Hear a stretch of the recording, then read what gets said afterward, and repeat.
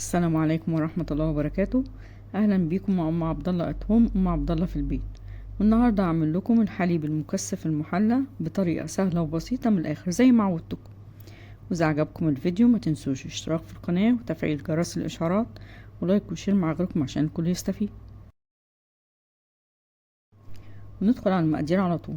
كوباية لبن بودر 100 جرام، كوباية سكر بودر 175 جرام، نص كوباية مية مغلية 100 مللي، معلقة زبدة كبيرة 50 جرام، رشة ملح.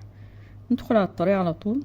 نجيب الخلاط ونحط فيه المية المغلية والزبدة ورشة الملح واللبن البودر والسكر ونضربهم في الخلاط كويس لحد ما تتجانس كل المكونات مع بعضها.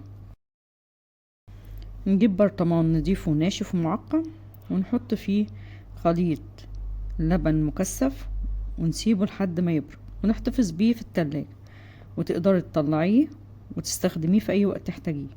لو حابة تحتفظي بيه لفترة طويلة حطي ربع معلقة صغيرة ملح ليمون بدل رشة الملح. وبكده نكون خلصنا أسرع طريقة لعمل لبن مكثف المحلى.